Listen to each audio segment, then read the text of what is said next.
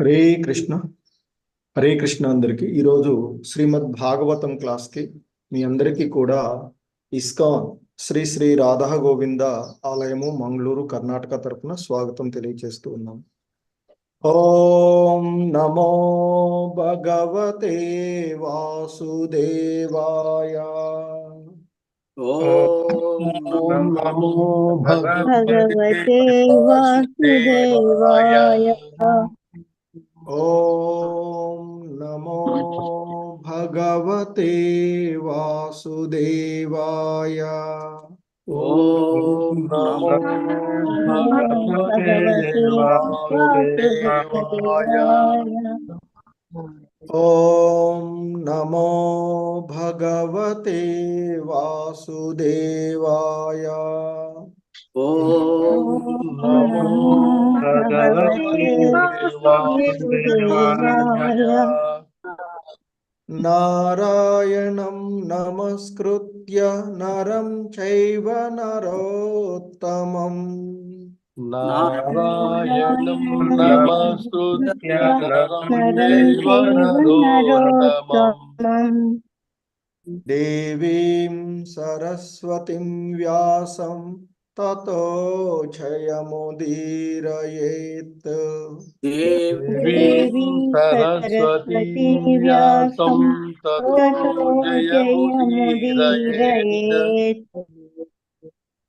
నష్టప్రాయేష్వభద్రేషు నిత్యం భాగవత సేవయా. నష్టప్రాయేషు భద్రేషు నిత్యం భాగవత సేవయా. భగవతి ఉత్తమ శ్లోకే భక్తిర్భవతి నైష్టికీ. భగవతి ఉత్తమ శ్లోకే భక్తిర్భవతి నైష్టికీ. హరే కృష్ణ.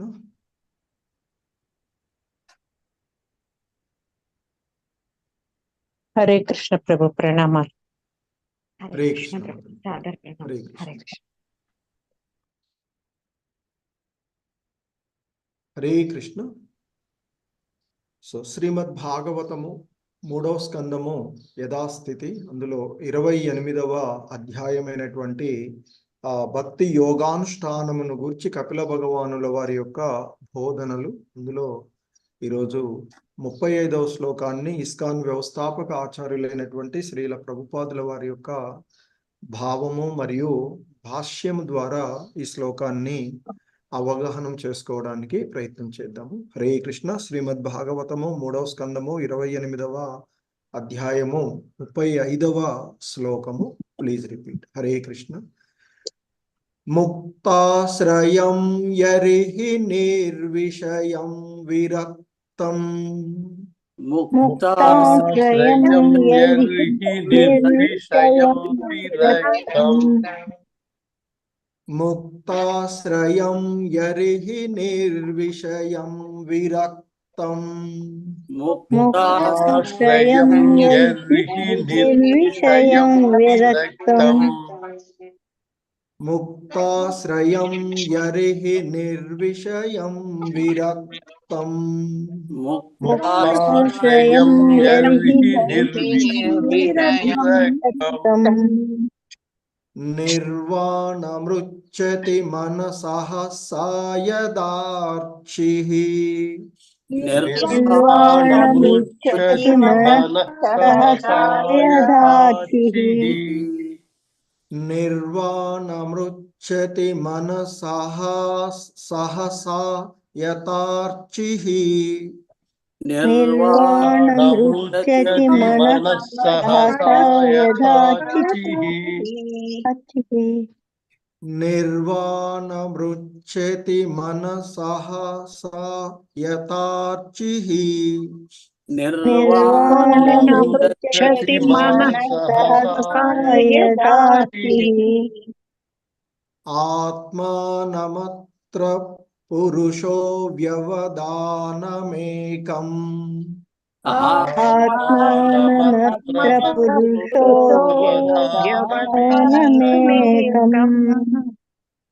आत्मानमत्र पुरुषो व्यवधानमेकम् आत्मानमत्र पुरुषो व्यवधानमेकम् आत्मानमत्र पुरुषो व्यवधानमेकम् आत्मानमत्र पुरुषो व्यवधानमेकम् अन्वीक्षते प्रतिनिवृत्तगुणप्रवाहाः मन्वीक्षते प्रतिनिवृत्तगुणप्रवाहः अन्वीक्षते प्रतिनिवृत्तगुणप्रवाहः अन्वीक्षते प्रतिनिवृत्तगुणप्रवाहः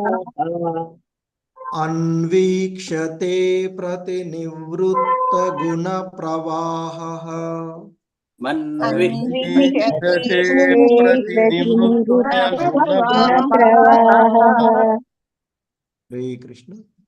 नेक्स्ट मुक्ताश्रयं यर्हि निर्विषयं विरक्तं निर्वाणमृच्छति मनसः सा यथार्चिः मुक्ताश्रयं यर्हि निर्विषयं विरक्तं निर्वाणमुच्यति मनसः सा यथार्चिः मुक्ताश्रयं यर्हि निर्विषयं विरक्तं निर्वाणमृच्छति मनसः सा यथार्चिः मुक्ताश्रयं यर्हि निर्विषयं विरक्तं निर्वाणमुच्यति मनसः सा यथार्चिः आत्मानमत्र पुरुषो व्यवधानमेकम्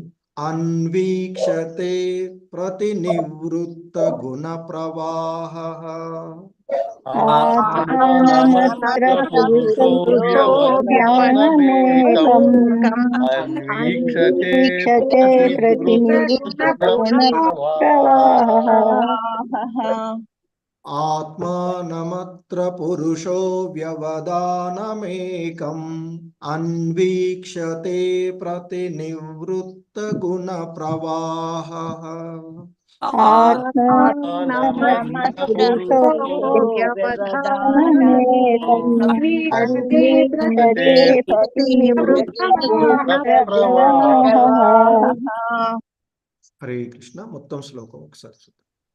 मुक्ताश्रयं यर्हि निर्विषयं विरक्तं निर्वाणमृच्छति मनसः सा यथार्चिः आत्मानमत्र पुरुषो व्यवधानमेकम् अन्वीक्षते प्रतिनिवृत्तगुणप्रवाहः मुक्ताश्रयं यर्हि निर्विषयं विषयं विरक्तं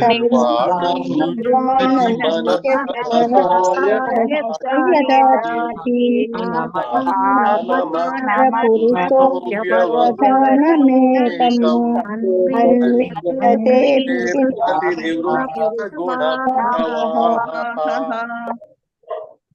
हरे कृष्ण प्रभु।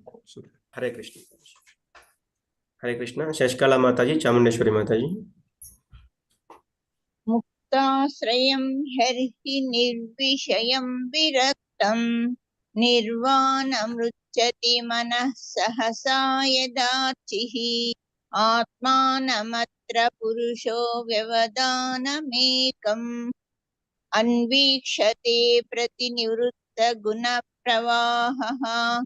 धन्यवादाలు माता। हरे कृष्ण। हरे कृष्ण प्रभु।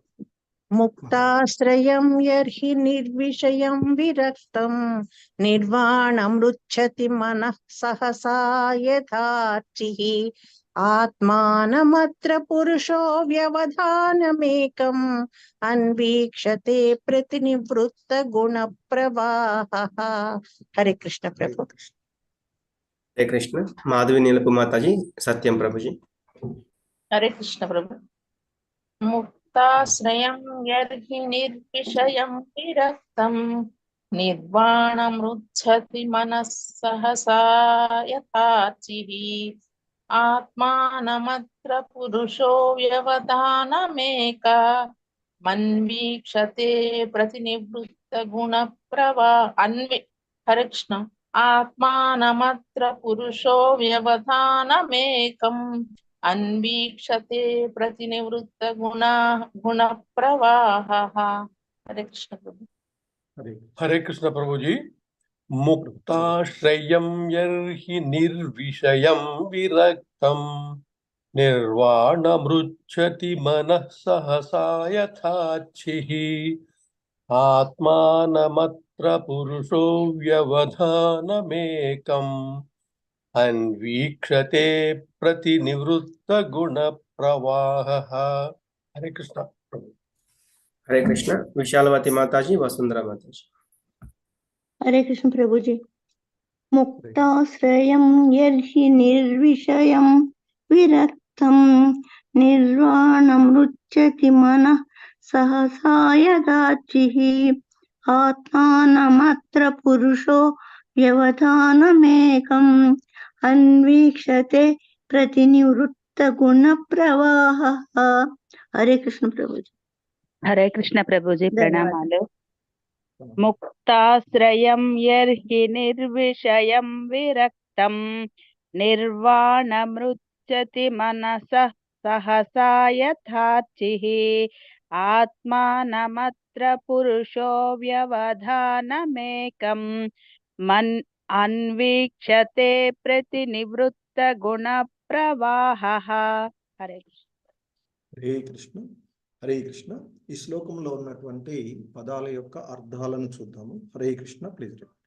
ముక్తాశ్రయం, मुक्ताश्रयं ముక్త స్థితి యందు నిలిచి, मुक्त స్థితి యందు నిలిచి, యర్హి యర్హి ఏ సమయమునందైతే, ఏ సమయమునందైతే నిర్విషయం నిర్విషయం ఇంద్రియార్థముల నుండి విడివడి, ఇంద్రియార్థముల నుండి విడివడి, విరక్తం విరక్తం విరక్తి, విరక్తి, నిర్వాణం నిర్వాణం నిర్వాణము, నిర్వాణము, రుచ్యతి రుచ్యతి పొందును, పొందును, మనః మనః మనసు, మనస్సు, సహసా సహసా వెంటనే,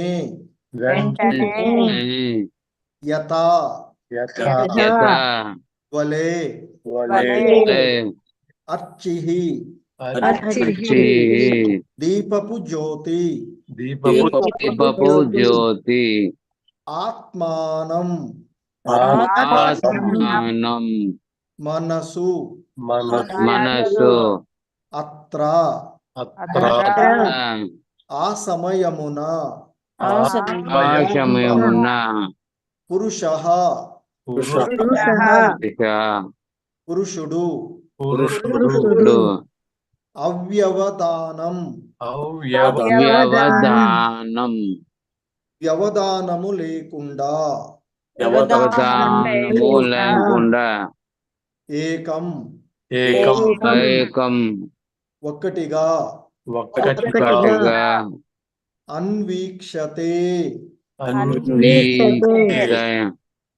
అనుభవము పొందును, అనుభవము పొందును, ప్రతినివృత్త నివృత్త విడివడి, విడివడి గుణ ప్రవాహ గుణ ప్రవాహ గుణ ప్రవాహము నుండి, గుణ ప్రవాహము నుండి. హరే కృష్ణ. భావము బై శ్రీల ప్రభుపాదుల వారు. మనసు ఆ విధంగా సమస్త భౌతిక కల్మషముల నుండి పూర్తిగా విడిబడి నిర్విషయమైనప్పుడు దీపజ్వాల వలె నగును.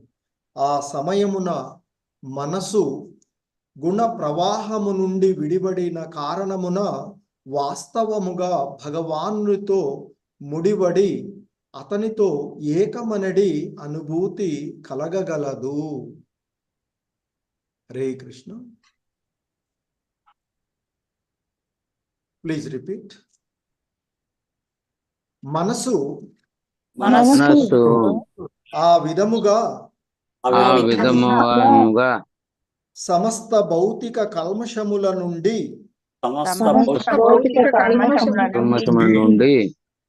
పూర్తిగా విడివడి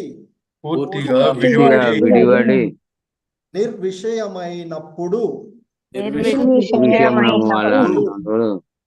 దీప జ్వాల వలెనగును. ఆ సమయమున మనసు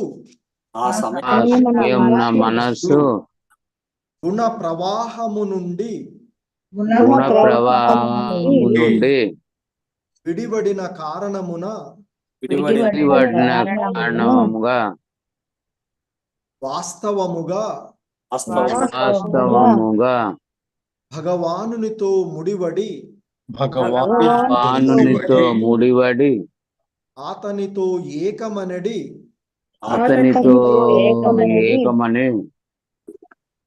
అనుభూతి కలుగగలదు. హరే కృష్ణ. సో భాష్యము బై శ్రీల ప్రభుపాదుల వారు.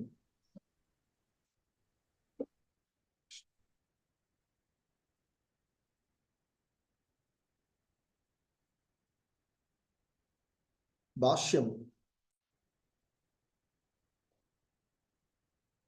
సంకల్ప వికల్పములే భౌతిక జగమునందు మనసు యొక్క కర్మలు. భౌతిక చైతన్యమునందున్నంత వరకు మనసు బలవంతంగానే భగవద్ధ్యానమున నిలుపవలసి వచ్చును. కానీ మనుజుడు వాస్తవమునకు భగవత్ ప్రేమ స్థాయికి ఉద్ధరింపబడినప్పుడు అది అప్రయత్నంగానే భగవత్ చింతన యందు నెలకొనగలదు. అటువంటి స్థితి యందు యోగి భగవత్ సేవకు అన్యమైన ఆలోచన ఉండదు. మనసును ఆ విధంగా భగవద్దిచ్ఛతో జోడించుటయే నిర్వాణము, అంటే మనసును భగవానునితో ఏకము గావించుట అనబడును.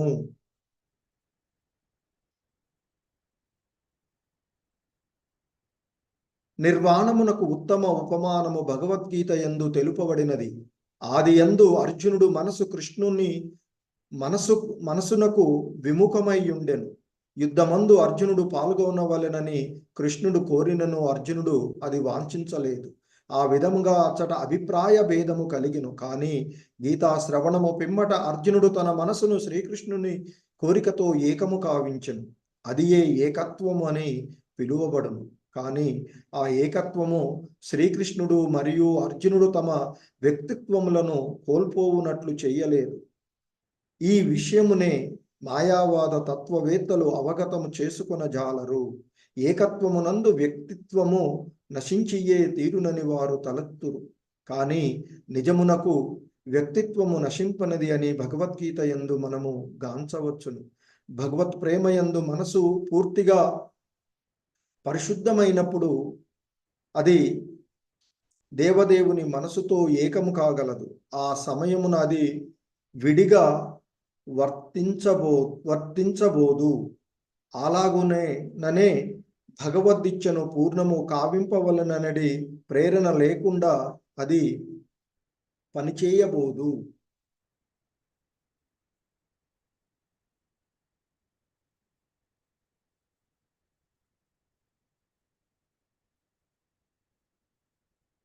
అనగా ముక్తజీవునికి అన్య కార్యమే లేదు. అంటే ప్రతి నివృత్త గుణ ప్రవాహ బద్ధస్థితి యందు మనసు త్రిగుణ ప్రేరిత కర్మయందే సదా నెలకొనియుండును. కానీ ఆధ్యాత్మిక స్థితి యందు త్రిగుణములు భక్తుని మనసును కలతపెట్టజాలవు. భగవద్దిచ్ఛను సంతృప్త పరచుట కన్నను భక్తునకు అన్య కార్యము వేరొకటి ఉండదు. అదియే అత్యున్నత పూర్ణత్వ స్థితి యగు నిర్వాణము లేదా నిర్వాణ ముక్తి అనబడును. ఆ స్థితి యందు మనసు భౌతిక వాంఛ నుండి పూర్తిగా దూరమగును. ఇచ్చట యథార్చి అను పదము ప్రయోగించబడినది. అర్చి అనగా జ్యోతి అని భావము. దీపము ఆరిపోయినప్పుడు లేదా నూనె అయిపోయినప్పుడు జ్యోతి లయించుటను మనము గాంచుదము. కానీ వైజ్ఞానిక శాస్త్ర అవగాహన అనుసరించి జ్యోతి నశించలేదు. కేవలము పదిలపరచబడినది. శక్తి అక్షయ సిద్ధాంతము అదియే. అదేవిధంగా మనసు భౌతిక స్థాయిలో పనిచేయుటను ఆపినప్పుడు దేవదేవుని కర్మల యందు పదిలపరచబడినదని భావము. మానసిక కలాపముల విరమణను గూర్చి మాయావాద తత్వవేత్తల భావన ఇచ్చట చక్కటి వివరణ ఒసగబడినది. మానసిక కలాపముల విరమణ అనగా త్రిగుణ ప్రభావమునందు నిర్వహింపబడే కర్మల విరమణయనియే భావన. హరే కృష్ణ. సో ఇది శ్రీల ప్రభుపాదులు వారి యొక్క భాష్యము. జగద్గురు శ్రీల ప్రభుపాద్కి జై. ఓం అజ్ఞానతిమిరాంధస్య జ్ఞానాంజనశలాకయా చక్షుర్మిలితం యేన తస్మై శ్రీ గురవే నమః. శ్రీచైతన్యమనోభీష్టం స్థాపితం యేన భూతలే స్వయం రూపః కదా మహ్యం దదాతి స్వపదాంతికం. వందేహం శ్రీగురు శ్రీయుతపదకమలం శ్రీగురూన్ వైష్ణవాంశ. శ్రీరూపం సాగ్రజాతం సహగణ రఘునాథాన్వితం తం సజీవం సాద్వైతం సావధూతం పరిజన సహితం కృష్ణ చైతన్య దేవం. శ్రీ రాధా కృష్ణ పాదాన్ సహగణ లలితా శ్రీ విశాఖాన్వితాం చ. నమో ఓం విష్ణుపాదాయ కృష్ణ ప్రేష్టాయ భూతలే శ్రీమతే భక్తి వేదాంత స్వామినితి నామిని. నమస్తే సారస్వతీ దేవే గౌరవాణి ప్రచారిణి నిర్విశేష శూన్యవాది పాశ్చాత్య దేశతారిణి. హే కృష్ణ కరుణా సింధో దీనబంధో జగత్పతే గోపేశ గోపికా కాంత రాధా కాంత నమోస్తుతే. తప్త కాంచన గౌరాంగీ రాధే బృందావనేశ్వరి వృషభానుసుతే దేవి ప్రణమామి హరిప్రియే. వాంఛాకల్పతరుభ్యశ్చ కృపా సింధుభ్య ఏవ చ పతితానాం పావనేభ్యో వైష్ణవేభ్యో నమో నమః. జయ శ్రీ కృష్ణ చైతన్య ప్రభు నిత్యానంద శ్రీ అద్వైత గదాధర శ్రీవాసాది గౌర భక్త బృంద. హరే కృష్ణ కృష్ణ కృష్ణ హరే హరే హరే రామ రామ రామ హరే హరే. హరే కృష్ణ కృష్ణ కృష్ణ హరే హరే హరే రామ రామ రామ హరే హరే. హరే కృష్ణ.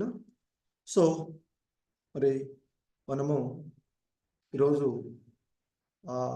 భాగవతం 3వ స్కందము 28వ అధ్యాయము భక్తి యోగానుష్ఠానమును గూర్చి కపిల భగవానుల వారి యొక్క బోధనలు గురించి తెలుసుకుంటూ ఉన్నటువంటి విషయం. సో ఈ క్రమంలో మరి ధ్యాన యోగంలో మరి ఆ యోగి భగవంతుణ్ణి ఏ విధంగా దర్శించుకోవాలి, ధ్యానమందు విష్ణుమూర్తి భగవానుడి యొక్క శ్యామసుందర రూపాన్ని ఏ విధంగా దర్శించుకోవాలి అనేటువంటి విషయాన్ని చెప్తూ మరి శ్యామసుందరమైనటువంటి రూపము సజీవ యోగము ద్వారానే ఉండాలి అని, నిర్జీవం కాదు. అంటే చలనం ఏదో ఒక రూపాన్ని అలా ఉన్నటువంటిది కాకుండా ప్రతి రూపం కూడా ప్రతి అంగం కూడా సజీవమైనటువంటిదిగా ఆ యోగి తలుస్తూ హృదయమందు స్థిరీకరించుకోవాలి అనేటువంటి విషయాన్ని మనకి చెప్పినటువంటి పూర్వ శ్లోకంలో ముఖ్యంగా శ్రీల ప్రభుపాదుల వారు వివరణలో చెప్తారు. అంటే బలవంతంగా భగవద్ రూపమందు నిలిపినప్పుడు అది నిర్జీవ యోగం అవుతుంది అని, అదే అప్రయత్నంగా భగవత్ సేవలో నిమగ్నమైనట్లయితే అది నిరంతరము భగవత్ చింతననే కావిస్తూ ఉంటుంది. సో మరి అటువంటి విధానము సజీవ యోగము, సబీజ యోగము లేదా సజీవ యోగము అని పిలువబడుతుంది అని చెప్తారు. మరి యోగి ఆ సజీవ యోగ స్థితికి పురోగమించాలి అనేటువంటి చెప్తున్నారు. అలాగే బ్రహ్మ సంహిత యందు ఆ భగవానుని యొక్క వివిధ రూపాలను నిరంతరం శ్యామసుందర రూపాన్ని శ్యామసుందరం అంటూ చెప్తే శ్యామసుందర రూపాన్ని ధ్యానించాలి అనేటువంటి విషయాన్ని మనకి చెప్పబడినటువంటిది. అలాగే ఇంకా కపిల భగవానుల వారు ఈరోజు మనకి ఈ శ్లోకంలో తెలియచేస్తూ ఉన్నటువంటి అంశము ఈ 35వ శ్లోకము ఈ విధంగా ఆయన చెప్తూ ఉన్నటువంటిది. ముక్తాశ్రయం యరిహి నిర్విషయం విరక్తం నిర్వాణం రుచ్యతి మనసః సాయతార్చిః ఆత్మానమత్ర పురుషో వ్యవదానమేకం అన్వీక్షతే ప్రతినివృత్త గుణ ప్రవాహః.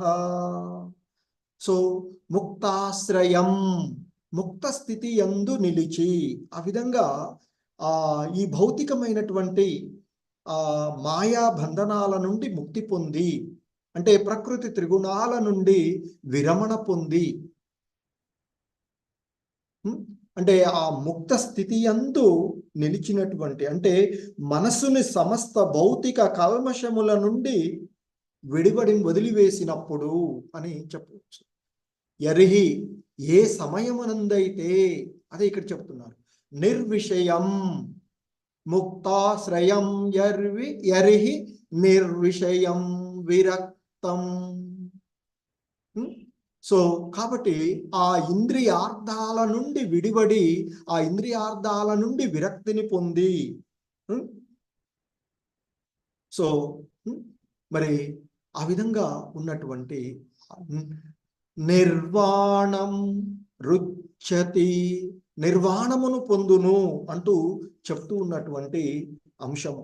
నిర్వాణము అంటే ఇక్కడ శ్రీల ప్రభుపాదుల వారు భాష్యంలో మనకి చెప్తూ ఉన్నారు, మనసుని భగవానునితో ఏకం కావించుట యోగ స్థితి. ఒక రకంగా చెప్పాలి, ఆ మనసుని యోగి లేదా భక్తుడు తన యొక్క మనసుని ఆ భగవంతునితో ఏకము కావించుట. ఏకము కావించుట అనేటువంటి దానికి కూడా మాయావాదులు చెప్పేటువంటి భావానికి ఇక్కడ శ్రీల ప్రభుపాదుల వారు చాలా చక్కటి ఉదాహరణతో మనకి వివరించినటువంటిది చూస్తాం ఇందులో. అందుకే ఇక్కడ చెప్తున్నారు, నిర్వాణమృచ్యతి మనసః సాయతార్చిః.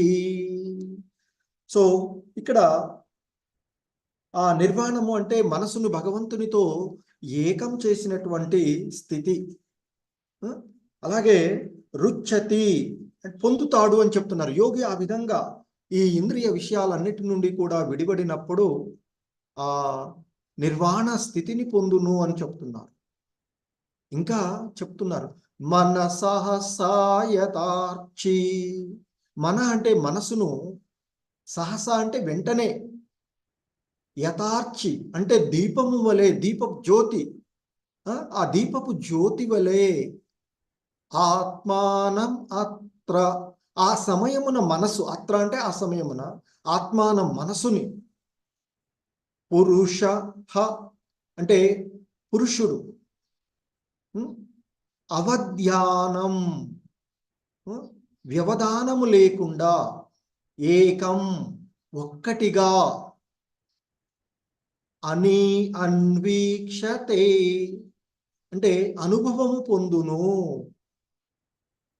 ప్రతినివృత్త అంటే విడివడి, ఏది ఆ బంధం వాటన్నిటి నుండి కూడా విడివడి, గుణ ప్రవాహ, గుణ ప్రవాహము నుండి ఏ గుణములు? త్రిగుణాలు, త్రిగుణమయమైనటువంటి ఈ గుణ ప్రవాహాల నుండి, ఈ మాయా బంధనము నుండి విడిబడి అని చెప్తున్నారు.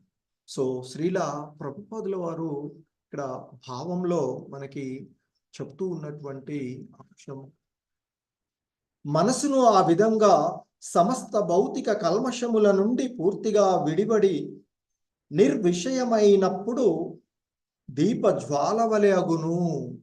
సో ఎప్పుడైతే మనసులో ఈ ఇంద్రియ భోగ వాంఛలు, ఈ భౌతికమైనటువంటి కల్మషాలన్నిటి కూడా వదిలివేస్తాడో, ఆ విషయాన్నిటిని కూడా నిర్విషయమైనప్పుడు, విషయాలన్నీ కూడా వదిలివేసినప్పుడు, ఎటువంటి విషయాలు? భౌతికమైనటువంటి విషయాలన్నీ కూడా వదిలివేసినప్పుడు దీపజ్వాల వలె అగును. ఒక ద్వీపము ఏ విధంగా ప్రకాశవంతంగా జ్వాల ఉంటుందో అలా అవుతుంది అంటూ చెప్తున్నారు. ఆ సమయంలో, అంటే ద్వీప జ్వాల వలె అయినటువంటి ఆ సమయంలో మనసు గుణ ప్రవాహము నుండి, సో ఈ భౌతికమైనటువంటి త్రిగుణాల యొక్క ప్రభావము నుండి విడిబడిన కారణముగా వాస్తవముగా భగవంతునితో ముడివడి అతనితో ఏకమనడి అనుభూతి కలగగలదు అంటూ చెప్తున్నారు.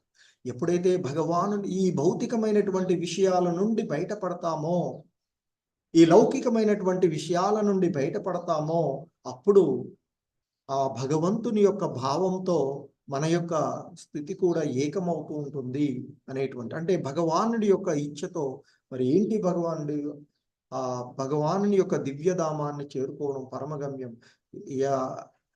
ఈ కర్తవ్యాన్ని నిర్వర్తించడం, ఎవరి స్వధర్మాలను నిర్వర్తించేటువంటి విషయం. సో ఇక్కడ అందుకే మనకి శ్రీల ప్రభుపాదుల వారు భాష్యంలో చెప్తూ ఉంటుంటారు, సంకల్ప వికల్పములే భౌతికము జగమునందు మనసు యొక్క కర్మలు అంటూ చెప్తున్నారు. ఈ సంకల్పాలు వికల్పములు అనేటువంటివే ఈ భౌతిక జగమందు మనసు యొక్క, అంటే మనసులో చేయబడేటువంటి కర్మలు. భౌతిక చైతన్యమందున్నంత వరకు మనసును బలవంతంగానే భగవద్ధామమున, అంటే భగవద్ధ్యానమున నిలుపవచ్చును. ఎప్పుడైతే మనం ఇంకా ఈ లౌకిక విషయాలపైనే ఆసక్తిని పెంచుకొని ఉంటామో అంతవరకు మనము బలవంతంగానే మనసుని భగవద్ధ్యానంపై నిలుపవలసి వస్తుంది. సో దానినే ఆయన అంతకు పూర్వపు శ్లోకంలో ఆయన చెప్పినటువంటిది నిర్బీజ యోగము అని చెప్పారు. మనసును బలవంతంగా నిలుపవలసి వస్తూ ఉన్నటువంటి అంశాన్ని చెప్పినటువంటిది. కానీ ఎప్పుడైతే మనస్సు మనం జీవుడు ఆ వాస్తవంగా భగవత్ ప్రేమ స్థాయికి ఉద్ధరింపబడినప్పుడు, అంటే భగవంతుని యథార్థాన్ని దర్శించుకోగలిగినప్పుడు, భగవంతుణ్ణి యథార్థంగా తెలుసుకోగలిగినప్పుడు, ఆయనే సర్వము అని, పూర్ణ పురుషోత్తముడు అని, సృష్టి స్థితి లయకారకుడు అని, మరి అచ్యుతుడు అనంతుడు అని, అవ్యయమైనటువంటి వాడు అని, మరి భౌతికమైనటువంటి ఇంద్రియాలకు పరుడు అని అర్థం చేసుకోగలిగినప్పుడు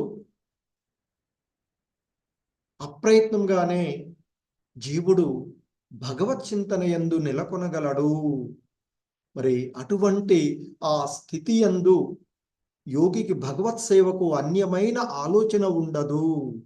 సో కాబట్టి అప్పుడు మరి ఈ భౌతిక విషయాలన్నింటి నుండి విడిబడి మనసు ఈ భౌతికమైనటువంటి విషయాలన్నింటి నుండి కూడా, భౌతికమైనటువంటి కల్మషాలన్నింటి నుండి కూడా పూర్తిగా విడిబడి ద్వీప జ్వాల వలె ఉంటుంది అని, ఇక అప్పుడు ఆ భగవద్యిచ్ఛతో జోడించటం జరుగుతూ ఉంటుంది. దానినే అంటే మనసును భగవానునితో ఏకము కావించుట అనబడేటువంటి స్థితికి చేరుకుంటాడు. దానినే నిర్వాణము అని చెప్తున్నారు.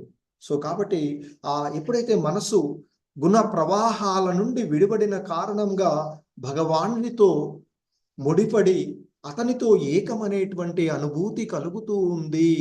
అదే ఇక్కడ నిర్వాణము అని చెప్పబడుతున్నారు. అంటే మనసును భగవానునితో ఏకము కావించుట అని అనబడేటువంటి స్థితికి అతడు చేరుతారు అంటూ చెప్తున్నారు. సో మరి ఈ విధమైనటువంటి నిర్వాణమును పొందినటువంటి దానికి ఉదాహరణగా మనకి భగవద్గీత యందు జరిగినటువంటి విషయాన్ని, ఎందుకంటే మహాభారతంలో జరిగిన కురుక్షేత్ర యుద్ధంలో జరిగినటువంటి విషయము, మరి ఆ జగద్గురు కృష్ణ భగవానులు గీతాచార్యులు బోధనలను విన్న తర్వాత శ్రవణాది నవవిధ భక్తి మార్గాలలో సరళమైనటువంటిది, ప్రధానమైనది, మొదటిది అయిన ఆ శ్రవణ విధానము. ఇక్కడ ఎప్పుడైతే ఆ శ్రవణ విధానాన్ని అర్జునుడు శ్రీకృష్ణ భగవానుడి నుండి విన్నాడో, ఎందుకంటే మనం చూస్తాం మొదటి అధ్యాయంలో అర్జున విషాద యోగము లేదా కురుక్షేత్ర రణరంగమున సైనిక పరిశీలనము అనేటువంటి ఆ అధ్యాయంలో అర్జునుడు తనకు కృష్ణ భగవానుడు రథసారథిగా ఉన్నప్పుడు ఆ కృష్ణుని అడుగుతాడు అర్జునుడు మొదట, ఓ కృష్ణ, నా రథాన్ని ఇరుసేనల మధ్య నిలపవయ్యా, తద్వారా నేనెవరెవరితో యుద్ధం చేయవలసి వచ్చినదో చూస్తాను అని అంటాడు. సరే అలాగే అర్జున అంటూ ఆ కృష్ణ భగవానుడు, ఎందుకంటే మరి రథసారథిగా ఒప్పుకున్నాడు బాధ్యతలు, మరి భక్తుని యొక్క కోరికను తీర్చేటువంటి వాడుగా రథాన్ని ఇరుసేనల మధ్య నిలిపి, ముఖ్యంగా తన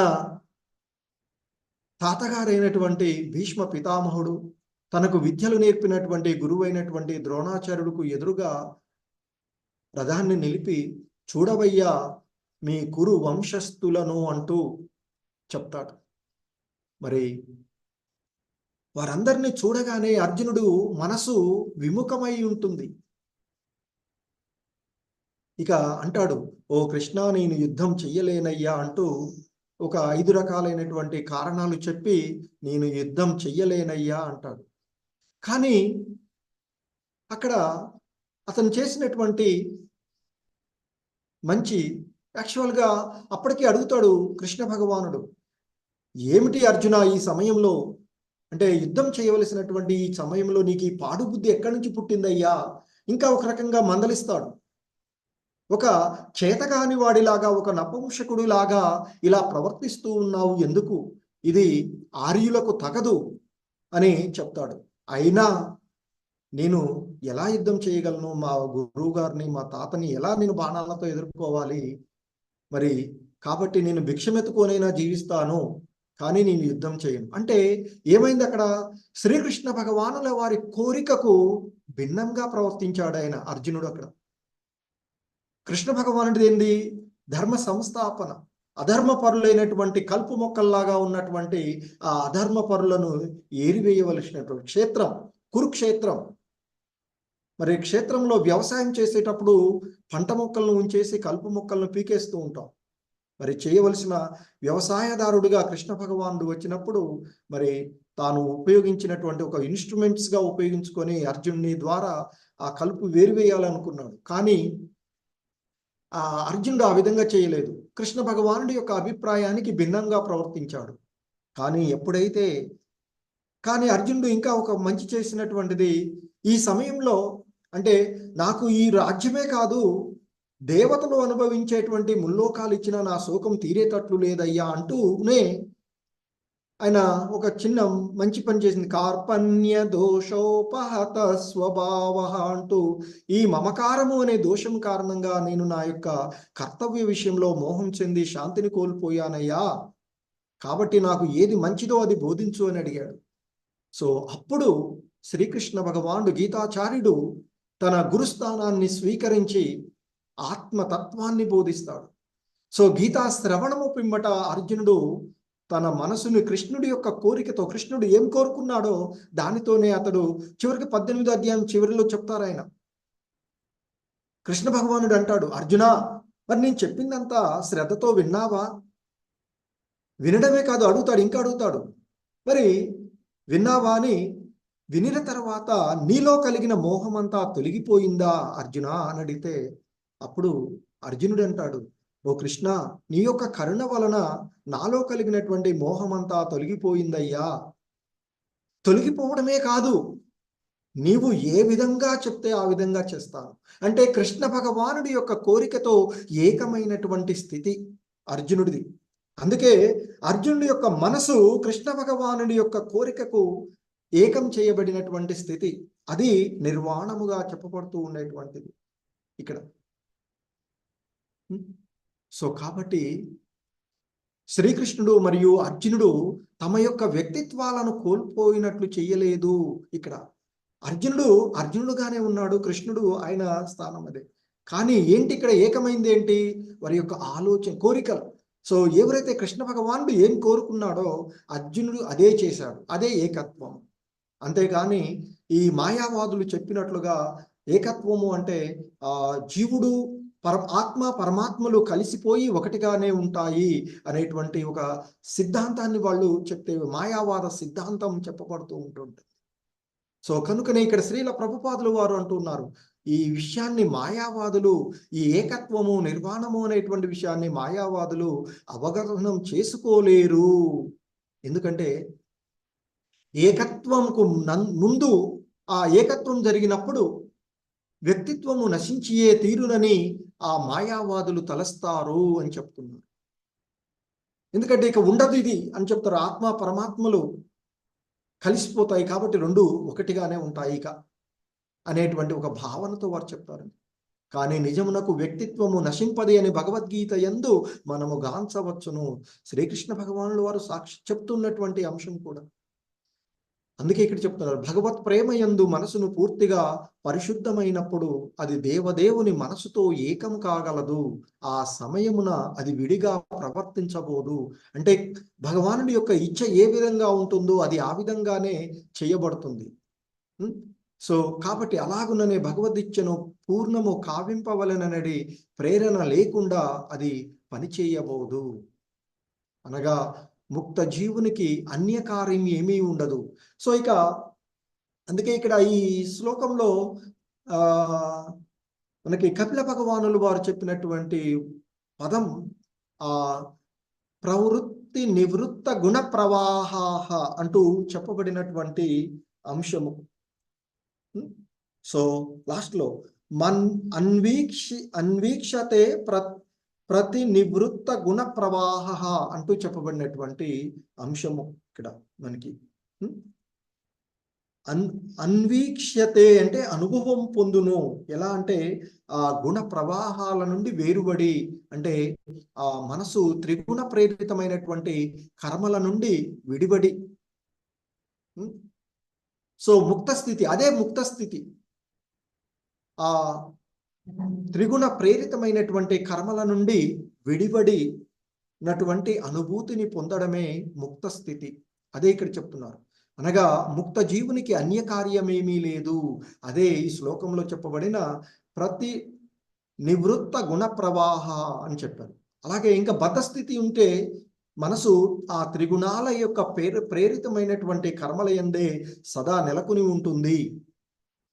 కానీ ఆధ్యాత్మిక స్థితి యందు ఆ త్రిగుణములు భక్తుని మనసుని కలత పెట్టజాలవు. ఎందుకంటే వాటి నుండి పూర్తిగా అతడు విడిబడి ఉన్నందు కారణంగా అతడు ఇక దాని నుండి బయటపడతాడు అనే చెప్తున్నారు. సో కాబట్టి మరి ఆ స్థితిలో భగవద్గీతను, భగవంతుని యొక్క కోరికను సంతృప్తి పరచటము కన్నా భక్తునికి అన్యకార్యమేమీ ఉండదు, వేరొకటి ఉండదు అంటూ చెప్తున్నారు. సో అదే కదా అర్జునుడు భగవద్గీత యందు చేసినటువంటి స్థితి. చివరికి కృష్ణ భగవానుల వారి ఏం కోరుకున్నారో ఆయన ఇచ్ఛానుసారమే ఆ కురుక్షేత్ర రణరంగంలో యుద్ధం చేసినటువంటి పరిస్థితి. సో మరి అందుకే ఇక్కడ మనకి చెప్తూ ఉన్నారు, అత్యున్నత పూర్ణత్వ స్థితి యందు నిర్వాణము లేదా నిర్వాణ ముక్తి అనబడుతుంది. ఆ స్థితి యందు మనసు భౌతిక వాంఛ నుండి పూర్తిగా దూరమవుతుంది. ఈ భౌతికమైనటువంటి వాంఛల నుండి దూరమైనటువంటి స్థితే నిర్వాణము అని చెప్తున్నారు. అలాగే ఇంకా ఇక్కడ మరొక అంశాన్ని ప్రస్తావిస్తూ ఉన్నారు శ్రీల ప్రభుపాదుల వారు. యథ అర్చి, యథ అంటే వలె కదా. సో మరి అర్చి అంటే జ్యోతి. సో యథావలి అంటే ఆ దీపపు జ్యోతి వలె ఉంటది అనేటువంటి స్థితి చెప్తున్నారు ఇక్కడ. మరి దీపము ఆరిపోయినప్పుడు లేదా నూనె అయిపోయినప్పుడు జ్యోతి లయించుటను మనము గాంచుదము అంటే సాధారణ ఈ భౌతిక జగత్తు విషయాన్ని చెప్తున్నారు. కానీ వైజ్ఞానిక శాస్త్ర అవగాహనమును అనుసరించి జ్యోతి నశింపదు. ఎందుకంటే అది నశింపలేదు. ఇంతకుముందు కూడా భగవద్గీతలో కూడా చెప్తారు, ఈ చైతన్యం ఏదైతే ఉందో అది ఆత్మ ఎప్పటికీ నశించినటువంటిదిగా ఉండేటువంటిది. సో ఇక్కడ జ్యోతి నశించలేదు, కేవలము అది పదిలపరచబడుతుంది అని చెప్తున్నాను. అదే శక్తి అక్షయ సిద్ధాంతము. అలాగే భౌతికంగా కూడా శాస్త్రవేత్తలు చెప్తారు, శక్తి ఒక రూపం నుండి మరొక రూపానికి మారుతుంది తప్ప అది నశించదు అని చెప్పేటువంటి సిద్ధాంతం కూడా చూస్తాం. మరి మనకి అక్షయం అంటే నశింపు లేనటువంటిది, క్షయము కానటువంటిది అని చెప్తుంటారు. అది పదిలపరచబడుతూ ఉంటుంటుంది అని చెప్తుంది. మరి మనసు భౌతిక స్థాయిలో పని చేయడము ఆపినప్పుడు అది దేవదేవుని కర్మయందు పదిలపరచబడినది అని భావము అని చెప్తున్నారు. మానసిక కలాపముల విరమణను గూర్చి మాయావాద తత్వవేత్తల భావనకు ఇచ్చట చక్కటి వివరణ వసగబడినది. సో మాయావాదులు భావించే భావనకు సరైనది కాదు అనేటువంటి విషయాన్ని చెప్పినటువంటి శ్రీల ప్రభుపాదుల వారు మనకి ఇక్కడ వివరించబడినటువంటి అంశం. మానసిక కలాపముల విరమణ అనగా ఈ త్రిగుణ ప్రభావమునందు నిర్వహింపబడేటి కర్మల విరమణయని ఏ భావము, అంతేకాని భగవత్ సంబంధంలో చేసేటువంటి కర్మల యొక్క విరమణ కాదు అనేటువంటి విషయాన్ని మనకి ఇక్కడ చెప్పబడుతూ ఉన్నటువంటిది. సో మాయావాదులు భావించే విధంగా ఇక ఏమీ మిగిలి ఉండదు అనేటువంటిది కాదు అనేటువంటి చెప్తున్నారు. హరే కృష్ణ. జగద్గురు శ్రీల ప్రభుపాద్ కీ జై. సో ఇది శ్రీల ప్రభు